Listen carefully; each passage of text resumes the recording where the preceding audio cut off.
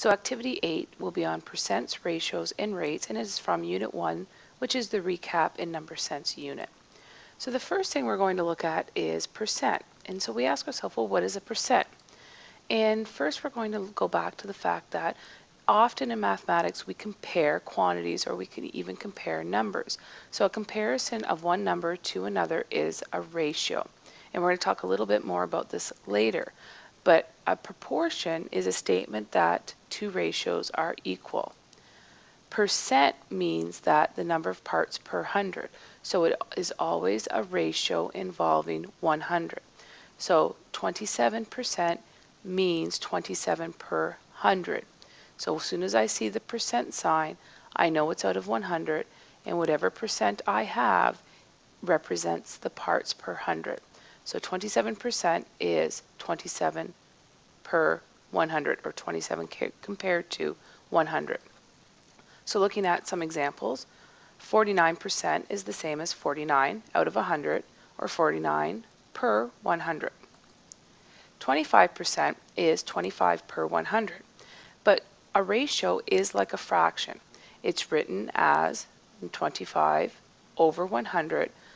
So we always want to reduce these ratios, comparisons, or percents into lowest terms. So 25 in this case goes both equally into the top, the numerator, and the bottom, the denominator. So 25 divided by 25 gives me 1, and 100 divided by 25 gives me 4. So 25% in lowest terms is 1/4. 17% is 17 per 100, or 17 over 100, and there's nothing that divides evenly into 17 and 100, so this is already in lowest terms. 0.01% would be 0.01 per 100.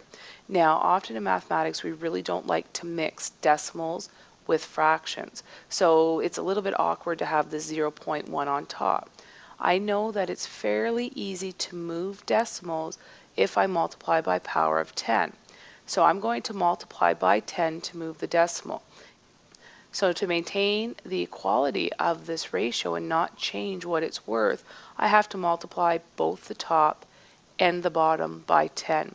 So 0.1, the decimal moves one place and it becomes 1 when I multiply by 10. 100, the decimal moves one place and I need to add another 0, so it becomes 1,000 when I multiply by 10. So 0.01% is 1 per 1,000. And finally, if I look at 101%, so I have 101 over 100. Now, in this case, I have an improper fraction because the top numerator is bigger than the bottom denominator. So I'm going to write this as a mixed number, because what it is I have a whole. I have 100 over 100 with 1 left over. So it's 1 whole and 1 per 100.